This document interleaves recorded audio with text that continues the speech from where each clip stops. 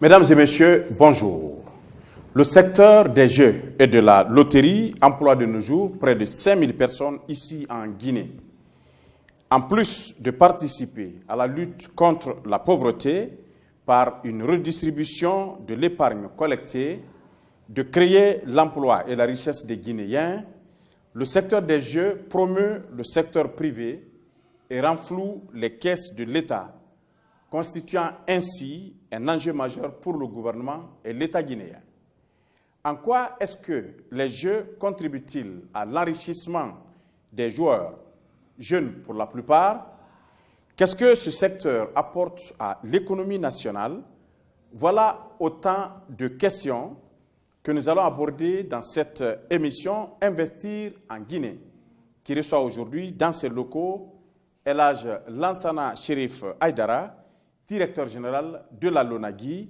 La LONAGUI, je vous le rappelle, qui est créée en mars 2000 et qui est une institution de l'État guinéen en charge du développement et de la régularisation des jeux.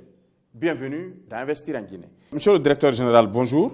Bonjour. En tant que directeur général de la LONAGUI, vous avez d'abord été administrateur général depuis 2012, puis directeur général. Quelle est la politique nationale de la LONAGUI et de la loterie des jeux en Guinée?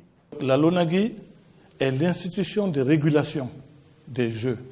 C'est-à-dire, la LONAGUI veille à la régularité, la sincérité et veille sur les intérêts et des opérateurs et des parieurs. Et en même temps, la LONAGUI veille sur les intérêts de l'État parce que les sociétés de jeux versent des redevances. Ces redevances-là sont actées dans des contrats. Vous êtes là administrativement depuis que vous êtes à la tête de la LONAGUI. Qu'est-ce qui a changé? Ah, vaste question. Lorsque le 5 juin 2012, j'ai été nommé à la tête de la LONAGUI, et j'ai pris mes fonctions le 18 juin. Entre le 1er janvier 2012 et le 18 juin 2012, la LONAGUI n'avait versé que 1,7 milliard de francs guinéens dans les caisses de l'État. Entre le 18 juin 2012 et le 31 décembre 2012, la LONAGUI a versé 5,7 milliard dans les caisses de l'État. Voilà déjà ce qui a changé. Et désormais, toutes les redevances sont drainées vers les caisses de l'État. Et ensuite, nous nous sommes rendus compte qu'il y avait beaucoup de choses qui ne fonctionnaient pas. C'est-à-dire qu'il n'y avait pas d'état financier à la LONAGUI. On ne pouvait pas savoir ce qui est rentré, ce qui n'est pas rentré. Il y avait un véhicule à la LONAGUI pour 4 chauffeurs. Ce qui fait qu'un jour, j'ai plaisanté avec quelqu'un, j'ai dit c'est un chauffeur par pneu. Au plan social, l'entreprise, aucun salarié n'était déclaré à la sécurité sociale. Pourtant, on calculait chaque mois les charges sociales qu'on déduisait des salaires des salariés, mais qu'on ne versait pas à la sécurité sociale. La LONAGUI n'était pas déclarée aux impôts. Il a fallu que j'écrive aux impôts pour que les impôts donnent un numéro afin que je puisse verser tous les mois la RTS. Ensuite, je me suis rendu compte que la LONAGUI n'avait ni statut, ni conseil d'administration, ni règlement général des jeux, ni manuel de procédure, ni commissaire aux comptes, ni expert comptable. C'était un pilotage à vue, quoi. C'était pire qu'un pilotage à vue, c'était une boutique. On entre, on achète ce qu'on veut, on achète la marchandise qu'on veut, on stocke dedans, on vend comme on veut. Les contrats étaient signés n'importe comment et on exécutait les contrats n'importe comment. Donc, à notre arrivée, c'est ce travail que nous avons eu d'abord à vérifier. Nous avons donc élaboré un document que nous avons intitulé LONAGUI, État des lieux et perspectives. Ce document, nous l'avons adressé à M. le Président de la République pour lui expliquer ce que nous avons trouvé à la LONAGUI. Et nous avons pris un engagement, à savoir que nous nous engageons que chaque année, la LONAGUI progresse en termes de chiffre d'affaires de 20%. Mais aujourd'hui, nous sommes largement au-dessus des 20%. Parce que je peux vous dire qu'en arrivant en 2012, toute recette confondue à la LONAGUI, toute recette confondue mensuellement, s'élevait à 460 millions par mois. Aujourd'hui, toutes recettes confondues, nous en sommes pratiquement à 2,5 milliards, voire 3 milliards certains mois, Et les mois de janvier, voire pratiquement 4 à 5 milliards. Parce que c'est le mois où on paye, on renouvelle les licences. Donc c'est vous dire le trajet que la LONAGUI a parcouru pendant ce temps-là, depuis 2012. Dans ce trajet, on a parlé d'ancrage organisationnel, d'adoption des statuts, mais également de la présence d'un conseil d'administration. Qu'est-ce qui a motivé cette prise de décision à votre niveau? Écoutez, moi, j'ai fait l'essentiel de ma carrière en Europe, en France particulièrement. Et quand je quittais la France, j'étais inspecteur anti-fraude du deuxième assureur mondial. AXA. AGF, qui est devenu Allianz. Allianz est propriétaire de la Dresdner Bank et de Mercedes. Mercedes appartient à Allianz. C'est vous dire la taille de l'entreprise. J'ai travaillé, et ensuite j'ai appris à travailler à d'autres dans un cadre, comment vous expliquer, sain. J'ai appris à travailler et j'ai appris à travailler à d'autres personnes dans la transparence. Dans l'obligation de résultat. Ah oui, dans la transparence. On ne ment pas à sa hiérarchie. On ne ment pas à sa tutelle. Et quand je suis arrivé, j'ai trouvé qu'il n'y avait aucun chiffre, aucun agrégat. Donc on n'avait pas de base pour décoller. Et deuxièmement, je n'avais pas de référence. C'est en ce moment que j'ai demandé, mais quelles sont les décisions du conseil d'administration? C'est là où on m'a dit, il n'y a pas de conseil d'administration. Moi j'ai dit, non, ce n'est pas possible. C'est une entreprise d'État. Alors, où sont les statuts? Il n'y a pas de statut. Bon, nous travaillons sur quelle base? Où sont les documents? Finalement, on ne m'a sorti que 2 documents, c'est-à-dire que le décret de création et le décret d'application. Je n'ai rien eu d'autre. Donc, j'ai été obligé d'aller chercher d'autres documents et je suis monté voir la tutelle pour attirer son attention sur l'absence de statut et d'un conseil d'administration. C'est moi qui ai demandé qu'on fasse des statuts et qu'on nomme un conseil d'administration. Mais entre-temps, j'ai embauché un commissaire aux comptes pour qu'il voit nos chiffres, qu'il voit comment nous travaillons, qu'il puisse nous dire, voilà, ça c'est bien, ça ce n'est pas bien. Parce que n'importe quelle structure au monde doit être soumise à un contrôle. Si vous n'êtes pas contrôlé, vous faites n'importe quoi et vous faites ce que vous voulez et ce n'est pas forcément à votre avantage. Mon ministre de tutelle, qui est M. Ibrahima Khalil Kaba, à l'époque chef de cabinet du président de la République, aujourd'hui directeur de cabinet, m'a demandé de faire une proposition de statut, une proposition de règlement général des jeux, parce que la Guinée n'en a pas. Et en même temps de lui faire une proposition sur les investissements que la Guinée souhaite réaliser. Donc, j'ai produit ces documents, je les ai déposés à la tutelle. Et c'est ainsi que l'idée a pris. On a travaillé en équipe. Un groupe de 5 personnes, composé de 2 ministres, s'est mis au travail, dont moi-même. Et nous avons travaillé, nous avons finalement réalisé les statuts. Le président de la République les a validés, signés, et sous forme de décret. Et en même temps, le conseil d'administration a été mis en place. Le conseil d'administration est mis en place, l'ancrage organisationnel est lancé, et vous êtes à la tête, devenu directeur général. Si vous devriez comparer la LONAGUI d'avant 2012 et la LONAGUI aujourd'hui en fin 2016, que diriez-vous, monsieur le directeur général? Je dirais que c'est comme le ciel et la terre. Pourquoi? Parce que quand vous prenez les chiffres de la LONAGUI, de 2000 à 2012, la LONAGUI n'a pas mis 20 milliards au bas mot, 20 milliards dans les caisses de l'État. De 2012 au 20 octobre 2016, nous avons versé 120 milliards dans les caisses de l'État. C'est vous dire déjà le chemin parcouru.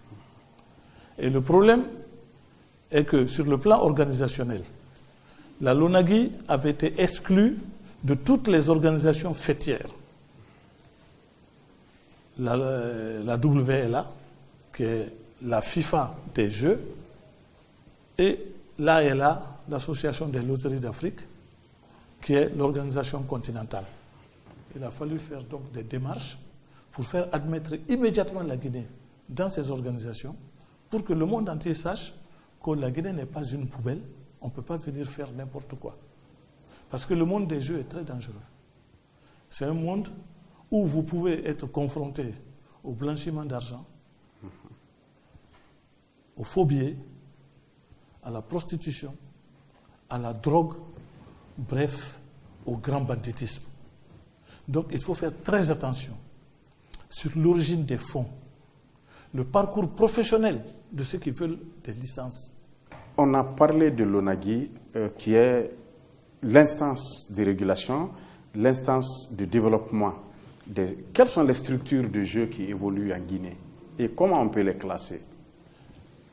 Les structures de jeu qui évoluent en Guinée, on peut les classer en 3 catégories. Vous avez ce que moi j'appelle les majors, Guinea Games, PMU Winia et ALC, African Lottery Company. Vous avez ensuite les casinos et enfin les salles de jeu. Les salles de jeu et les casinos, je les mets dans le même groupe. Dernièrement, en dernière position, vous avez les entreprises, telles que les sociétés de téléphonie ou les entreprises industrielles et commerciales, qui, pour booster leur chiffre d'affaires, organisent ce que nous appelons la promotion des produits industriels et commerciaux. Donc, par exemple, Celcom, qui fait sa campagne, Orange, les jeux, quiz, SMS et autres, Areba, la même chose. La seule entreprise qui ne fait pas de jeux parmi les sociétés de téléphonie, c'est Intercell. Intercell ne fait pas de jeux. Mais toutes les autres organisent des jeux. Mais vous avez aussi des entreprises qui organisent telles Western Union, Marifala, et plusieurs autres sociétés, les boissons Commando et autres, organisent des jeux. Il se trouve aussi qu'il y a d'autres sociétés qui organisent des jeux mais clandestinement, qui ne veulent pas déclarer. Et eux sont nos ennemis intimes, parce que nous n'accepterons jamais qu'on vienne saboter les jeux en Guinée, à plus forte raison qu'on sabote l'économie. Ils font partie de la fraude. Ils font partie de la fraude. Est-ce que la fraude existe dans le domaine du jeu et de la loterie en Guinée-Lage? Comme vous savez, le droit court après les faits. C'est ce qu'on dit en droit. Oui. Le droit court toujours après les faits. C'est parce que quand on constate qu'il y a trop d'abus, on légifère. Il y a beaucoup de faussaires en Guinée. Il y a des gens qui organisent des jeux clandestins. Il y a des gens qui organisent des jeux, non pas clandestins, parce qu'ils font de la pub à la télé, ils font tout, mais ils ne viennent pas voir la Lonagui. Ils pensent pouvoir passer à travers les mailles. Donc ces entreprises, lorsque nous les découvrons, nous les convoquons et nous leur demandons de se mettre en règle. Et quand elles refusent, nous avons la collaboration des services du colonel Tchegro, que je salue au passage et que je remercie beaucoup pour sa collaboration. Nous sommes confrontés à la fraude. Et je peux vous dire que la fraude coûte très cher au trésor public. Comment? La fraude coûte très cher. Parce que les sociétés qui font de la fraude, les personnes surtout, par exemple à l'intérieur du pays, c'est la raison pour laquelle la Lonagui a décidé de créer des agences dans tout le pays maintenant pour être présente. Vous avez jusqu'à 2 à 3 milliards par an de francs guinéens que nous perdons avec les organisateurs de jeux clandestins. Nous ne pouvons plus l'accepter. Aujourd'hui, nous avons fait arrêter un des promoteurs de jeux clandestins à Zérékoré, que la justice a jugé et condamné à 1 an d'emprisonnement ferme et à 105 millions d'amende. 100 millions au bénéfice de Guinea Games et 5 millions au bénéfice de la Lonagui. Nous en avons eu assez, nous avons mené nos enquêtes. Une fois que nous avons découvert la personne, nous avons demandé au service du colonel Tchegro de nous aider à appréhender le délinquant. Et c'est ainsi que les services se sont déplacés, sont allés à Zérékoré, en moins de 24 heures, l'ont identifié, arrêté et conduit à Conakry où il a été jugé. Et il avait des machines? Il n'avait pas de machine, il organisait des tombolas, mais comment il l'organisait? Il organisait des jeux de loterie sur la base des jeux de Guinea Games. que Guinée Games organise ses jeux, Guinée Games paye ses taxes, ses impôts. Ce monsieur prend les jeux de Guinée Games et il joue avec en ville. Les gens viennent parier sur ces jeux-là. Au vu aussi de tout le monde. Au vu aussi de tout le monde. Il opérait à Zérékoré, à Guéguédougou, à Massanta, à Viomou, à Lola. Maintenant, il s'apprêtait à se déployer à Kankan et à Sigiri. C'est en ce moment que nous l'avons appréhendé.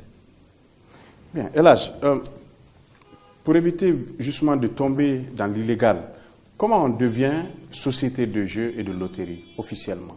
Alors, c'est très simple. Pour être entreprise de loterie, il faut d'abord écrire à la LONAGUI pour manifester son intention. Nous dire, voilà, nous voulons créer une société de jeux, voilà ce que nous voulons organiser comme jeu. Donc aujourd'hui, nous avons déterminé les segments. La loterie, 5,95, 5,75, c'est un segment. Les jeux, les courses hippiques, c'est un segment. Le pari sportif, c'est un segment. Les jeux quiz, c'est un segment. Les jeux SMS, c'est un segment. Donc, parce qu'il faut savoir aussi qu'il y a les jeux les paris qu'on peut prendre physiquement dans un kiosque, comme les paris qu'on peut prendre sur Internet ou par son téléphone. Donc, ce sont des segments distincts. Une fois que le postulant a écrit à la LONAGUI répond quels sont les segments disponibles aujourd'hui et quels sont les segments qui ne sont pas disponibles. Parce que trop de jeux tuent le jeu. C'est vrai. Et en banlieue, il n'y a aucune structure de jeu. Donc nous encourageons aujourd'hui les entreprises à aller vers la banlieue aussi pour divertir les habitants de ces communes de banlieue. Donc les jeux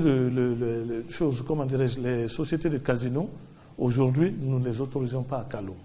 Nous les encourageons à partir du 8 novembre jusqu'à Kagbelem ou ailleurs, et on peut s'installer. Et maintenant, tout cela est fait comment? Le postulant, une fois qu'il a écrit, il nous dit ce qu'il veut, nous lui répondons ce qui est disponible. Et si parmi ce qui est disponible, il manifeste son intérêt, nous lui demandons en ce moment de répondre à nos questions. Nous lui transmettons un document que nous appelons la méthodologie de qualification. Okay. Et dans cette méthodologie de qualification, nous posons toutes les questions. C'est-à-dire, nous demandons le bilan de la société sur 5 ans.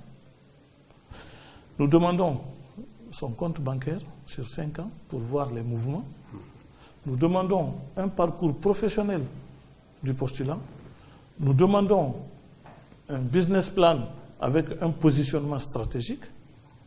Et nous demandons aussi l'origine des fonds. L'une des sociétés les plus anciennes dans le domaine des jeux de la loterie, c'est bien sûr PMU en Guinée. C'est quoi son statut? PMU bénéficie d'une concession entre l'État guinéen et PMU France. Donc la société PMU qui est en Guinée s'appelle WINIA. C'est WINIA SARL. C'est une SARL qui opère, qui organise les jeux des courses hippiques. Courses de chevaux. Courses de chevaux. Okay. Mais ces courses de chevaux que les gens appellent jeux de hasard,